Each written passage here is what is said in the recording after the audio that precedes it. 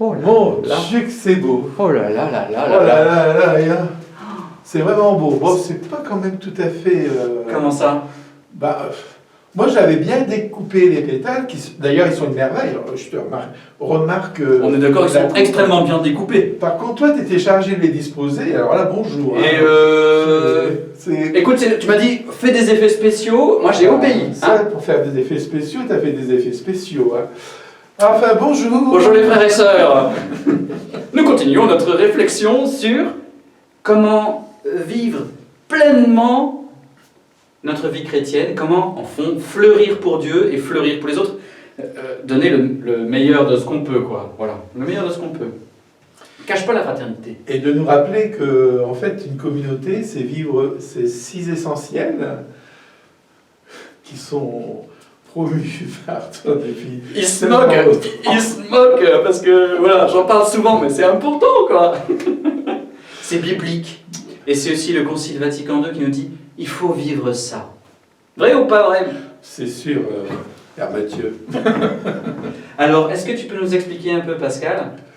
En fait, ce qui est important, c'est de se dire que pour qu'une communauté puisse vivre pleinement la suite de Jésus, elle est invitée en fait à vivre ces 6 essentiels.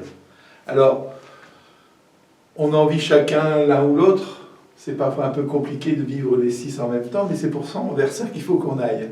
Et en même temps, ce qui fait la richesse d'une communauté chrétienne, c'est justement que les uns vivent plus un essentiel que l'autre, et que quand on est ensemble, pour en finir, on vit les 6, quoi.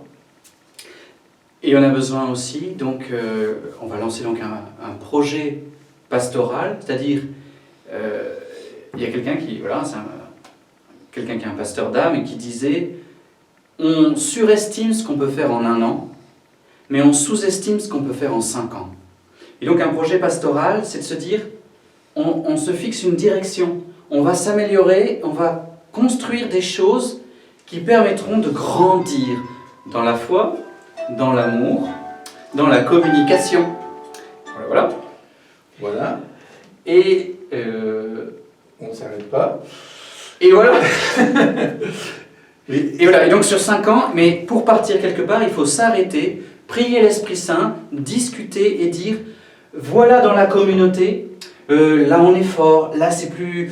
Il y a des difficultés, là on s'est amélioré depuis 3-4 ans. Donc la première étape qu'on va vivre après un temps de prière et de joie, ça sera d'abord un temps de bilan, de relecture, de diagnostic, où en est notre communauté, dans ce qu'on est, et goûter, nous réjouir de ce qui va. On a besoin de partir de nos réussites.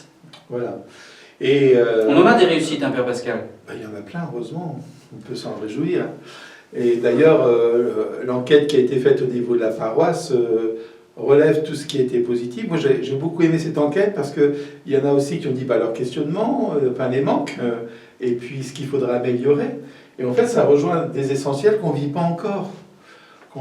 Parce que on peut pas tout vivre en même temps. Hein, et que donc, nous, ces derniers temps, on a mis l'action sur la fraternité, sur la mission, hein, et sur la prière. Voilà, donc c'était les 3 axes qu'on s'était donnés pour ces 3 dernières années. Avec le AP. Voilà, et maintenant, on se dit, c'est une étape, comment on peut avancer davantage et regarder les essentiels qu'on a à vivre. Tu peux peut-être nous aider un petit peu à mieux comprendre ce qui se passe dans les essentiels. Si vous voulez, on commence, la porte d'entrée quand même, c'est la prière, mais au sens très large, ça veut dire connaître Dieu, rencontrer Jésus.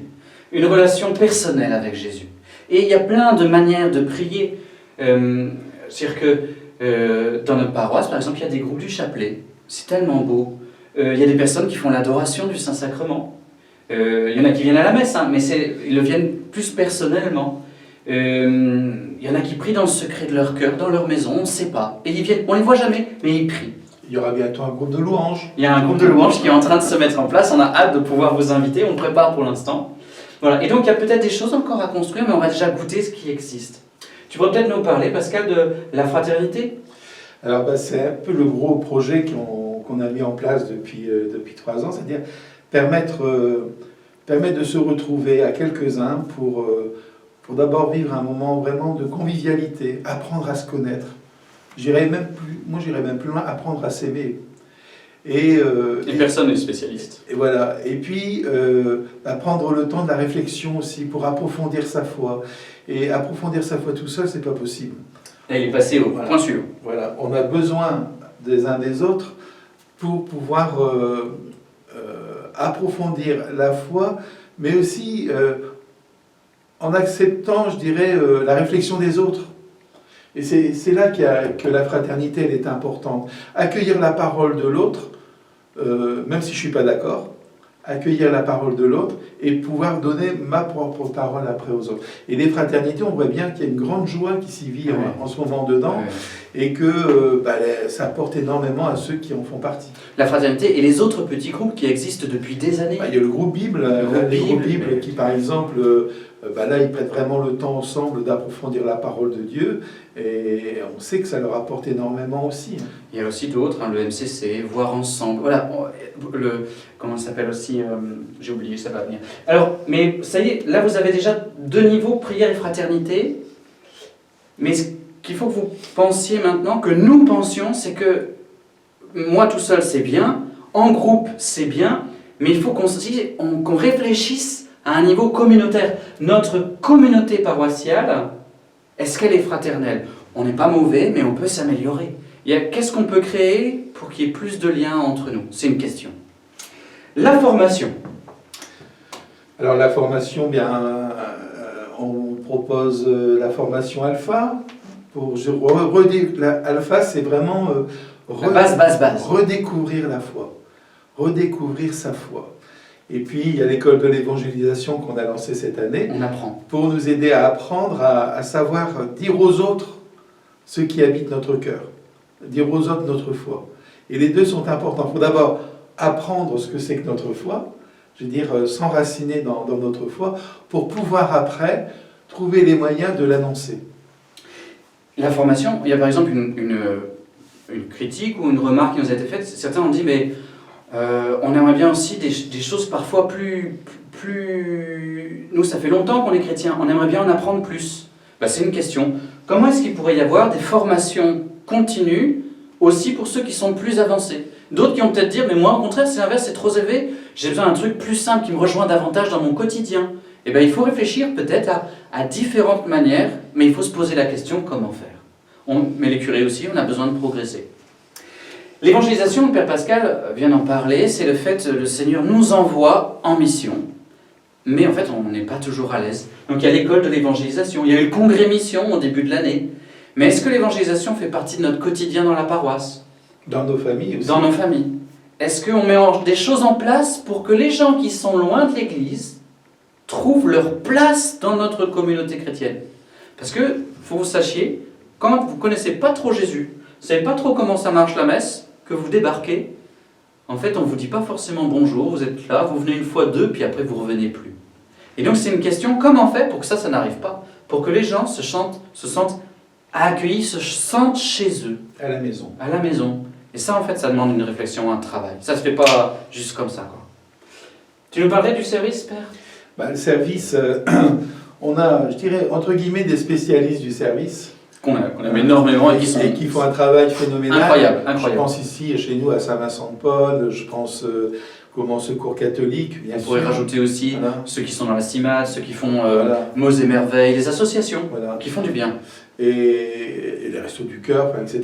Il y a beaucoup de chrétiens qui sont d'ailleurs engagés. Ceux qui portent la communion aux malades et tout ça. Mais la vraie question qu'on doit se poser, c'est que chaque baptisé doit se poser la question, en fait, et moi, comment je sers l'autre?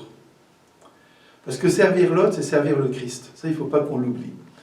Et que de temps en temps, de se poser cette question-là en disant, mais comment je sers l'autre, celui qui est à côté de moi, et comment je peux peut-être imaginer servir l'autre à une dimension plus grande, pourquoi pas en rejoignant une association, etc. Mais on doit se poser aussi, chez nous, comment notre Église, notre communauté est au service des plus pauvres. Et on n'a pas forcément envie, on ne sait pas forcément comment faire. Donc c'est une question à porter en communauté. En communauté, on se dit, comment dans le service on peut s'améliorer? Et ce que vous me permettez de vous dire, vous avez ici le serviteur, c'est le curé, c'est votre serviteur. Et il est à plein temps. Moi, je suis très rarement là. Et peut-être il faut trouver le moyen d'aider le serviteur à servir et le soutenir dans telle ou telle tâche, mais peut-être pour accompagner, pour faire ceci. Il faut trouver des moyens dans notre situation présente pour nous organiser l'amour. Il y a un deuxième aspect des services, c'est les charismes. C'est les uns et les autres, vous avez des trésors dans votre cœur. On n'a pas tous les mêmes compétences de service. Il y en a qui savent compter, il y en a qui savent parler, il y en a qui savent chanter, il y en a qui savent danser. Et voilà, il faut que chacun trouve sa place, mais ça demande aussi une organisation. Il faut y réfléchir. Il nous en manque un sixième essentiel. C'est celui qui irrigue tous les autres, hein, c'est les sacrements. Les sacrements, c'est ce qui nous nourrit, hein, c'est ce qui nous donne l'énergie, je dirais aussi, pour vivre tous les restants. Parce que les sacrements, c'est quoi? C'est être attaché au Christ pour pouvoir ensuite le donner aux autres. Donc c'est ça le cœur. C'est ça le sacrement pour un catholique, c'est un trésor à nul autre pareil. Avant de mourir, la dernière chose que Jésus a faite, c'est instaurer le sacrement de sa présence. Il avait déjà reconnu le baptême. Mais à ce moment-là, il dit, je vais partir, mais je vous laisse l'Eucharistie comme le sacrement de ma présence. Et il le fait à toute une communauté, voilà, les apôtres, pour que ce soit le lieu de la communauté. Mais dans une Eucharistie, vous avez aussi la parole qui est donnée. Bien sûr, on prie dans une Eucharistie, on est frères et sœurs dans une Eucharistie. Et puis à la fin, c'est « Allez, je vous envoie, allez annoncer la bonne nouvelle ». Et puis aussi, on est renouvelé, on a de la force pour pouvoir servir ensuite. Voilà, les sacrements, et spécialement l'Eucharistie, pour un catholique, c'est la source à nul autre pareil. Et on en a besoin. Et du coup, dans notre communauté, est-ce qu'on vit bien l'Eucharistie? Est-ce qu'on peut la vivre à tous les endroits? Quel est le sens? Est-ce que dans les forces présentes des prêtres qui sont là, à tel endroit il faut qu'on vive ça? Ou il faut plutôt qu'on vive ça? Est-ce qu'on peut encore avoir un prêtre à... Vous voyez?